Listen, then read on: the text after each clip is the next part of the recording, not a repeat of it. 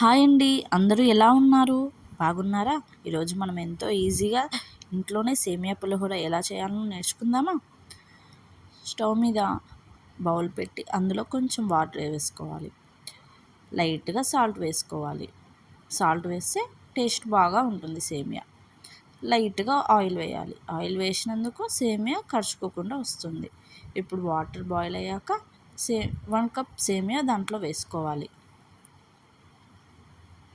బాగా కలుపుకోవాలి.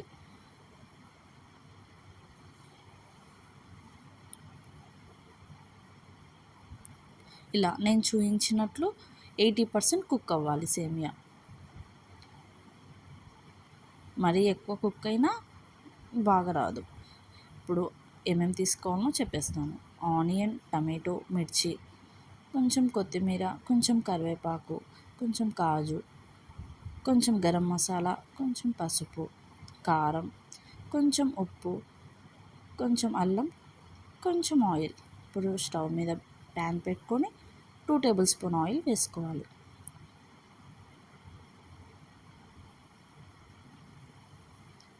ఇందులో సన్నగా కట్ చేసుకున్న అల్లం వేసుకోవాలి.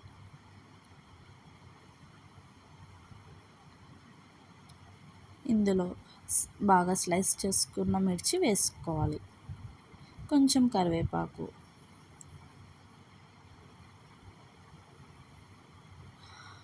కావాలంటే జీరా వేసుకోవచ్చు. జీరా అనేది ఆప్షన్ అండి. బాగా కలుపుకున్నాక కాజు వేసుకోవాలి. కాజు వేస్తే టేస్ట్ బాగుంటుంది, అరోమా వస్తుంది. అండ్ సన్నగా కట్ చేసుకొని ఆనియన్ వేసుకోవాలి. కట్ చేసుకున్న ఆనియన్స్ బాగా హీట్ అవ్వాలి. ఇప్పుడు ఆనియన్స్ ఫ్రై అయ్యాక టమాటో వేసుకోవాలి.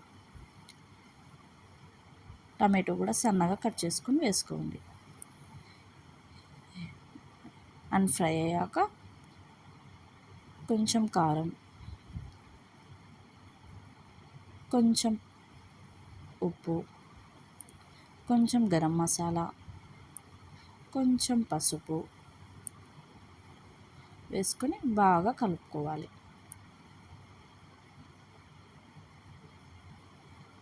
కారం దానికి పట్టేంత వరకు హీట్ చేసుకోవాలి.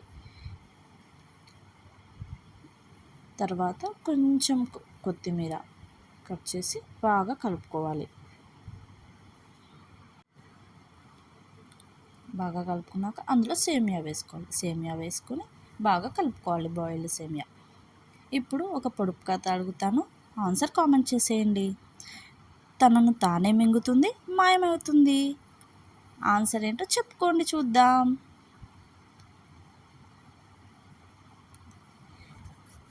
ఇప్పుడు ఈ సేమియా బాగా హీట్ అవ్వాలి. చూసారుగా 80% కుక్ చేస్తే ఇలా పొడి పొడిగా వస్తుంది సేమియా. ఇలా కొత్తిమీరతో గార్నిష్ చేసుకోండి. Thank you for watching. Please subscribe my channel. Bye friends.